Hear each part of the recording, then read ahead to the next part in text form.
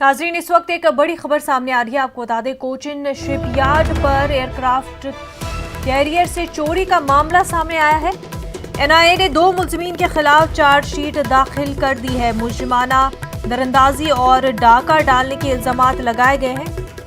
2019 में इलेक्ट्रॉनिक आलात चुरा लिए गए थे।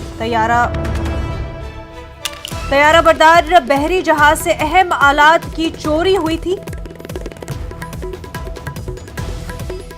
काफी अहम खबर। एनआईए ने 2 मुलजिमीन के खिलाफ चार्जशीट दाखिल कर दी है। पूरा मामला कोचिन शिपयार्ड पर एयरक्राफ्ट कैरियर से चोरी का है। मुलजिमाना दरअंदाजी और डाका डालने के इल्जामात लगाए गए। 2019 में इलेक्ट्रॉनिक आलात चुरा लिए गए थे। तैयारा बरदार बहरी जहाज से अहम आलात की चोरी हुई थी और इसी सिलसिले में एनआईए ने 2 मुलजिमीन के खिलाफ चार्जशीट दाखिल कर दी है।